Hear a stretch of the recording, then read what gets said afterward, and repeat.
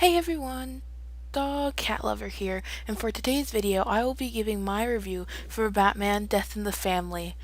And it came out about 3 days ago when this video is being released, and I got the Blu-ray off of Amazon, and it took, I think, one day to get here. When I originally saw the reviews, it was like 2 stars, and that scared me because I was really excited for this movie because I really love Jason Todd. So I just want to go ahead and say there will be spoilers for what happens, so click off if you don't want any spoilers. So I'm going to be going through all of the 7 endings, so let's just get started. Now, we are going to go with the Jason Dies first, with the little screen with the 3 options. Now, this ending really mad about because it's basically just Bruce giving a voiceover of what happens in the Under the Red Hood movie. Like, if you're gonna do this, at least put Jensen's voice. He is the person who did Red Hood in that movie. Put his voice in. That's another thing I didn't like was the young Jason Vincent's voice as Red Hood. We should have had Jensen's voice. But that's just my opinion.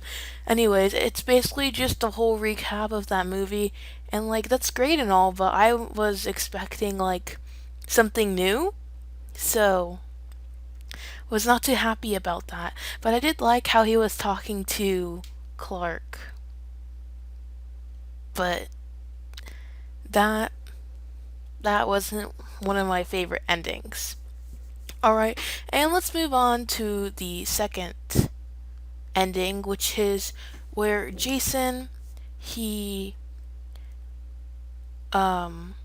this is where he lives, and Bruce dies, and Jason, he goes to kill the Joker, and so he's just sitting in a diner, and then there's Joker, but he has like the human makeup on, and then he gives the Killing Joke reference, which I really liked, and Jason realized that it was him, and he stabbed a knife in his eye, and really, really, that was well deserved for the Joker. And you had 2 options where Jason either gets arrested or Jason, he leaves. And so Jason, for this one, he gets arrested, and the basic ending is Jason is taking the crime out from the inside now. And that ending was kind of short.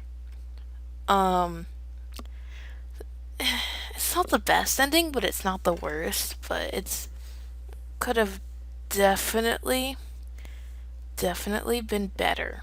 Another thing I wanted to add on real quick about the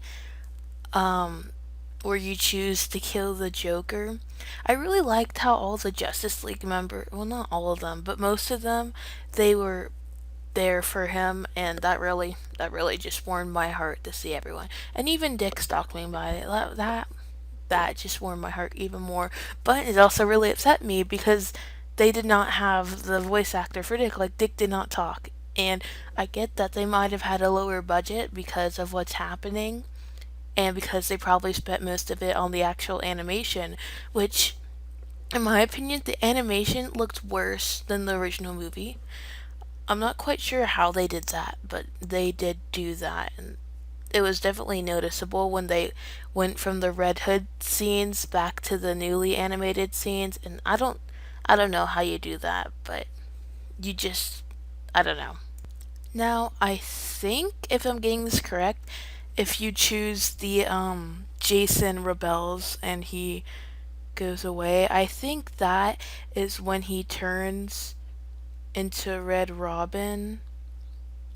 I'm yeah, I think I've been trying to figure that out, but I'm pretty sure that is what happens. And so when I initially saw the trailer, I first thought that it was Tim because Tim is more Red Robin in the comics, but then I saw him use guns and I was like, oh, that's definitely Jason.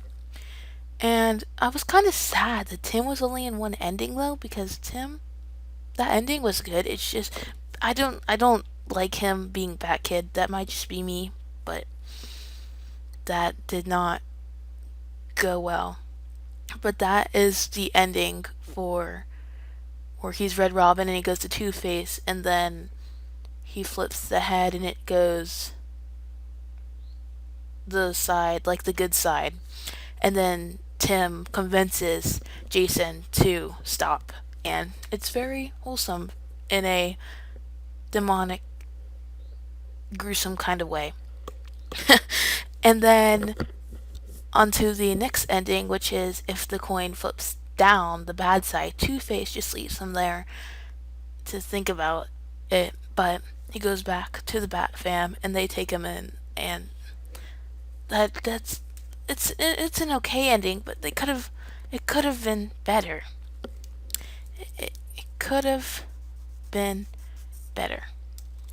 Now, going on the other side, if you opted not to kill Joker, then you would be faced with another choice a little later on to kill Joker or not. But those two endings just bring you to the same choice, which is Talia ends up reviving Bruce. No surprise there. And it's you and Bruce fight, and you can either choose to live or die again. And if you go with the death ending,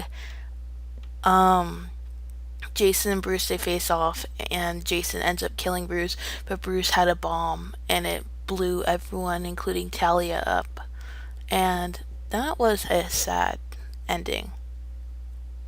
It was just, I mean, it's one way to go out, but it was sad. And the other way to choose, if you chose the life portion, would be Bruce would, like, Jason would end up knocking Bruce out, and then Dick would come, but Dick took over for Batman. Well, Dick took over Batman since Bruce couldn't be him. That way Gotham still had, like, hope.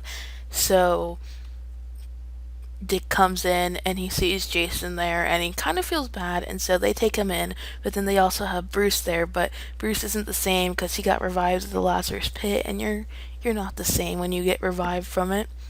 And so they have him locked up, but they're gonna get him help, and that was probably one of the best endings because they're all together and they're just a happy family.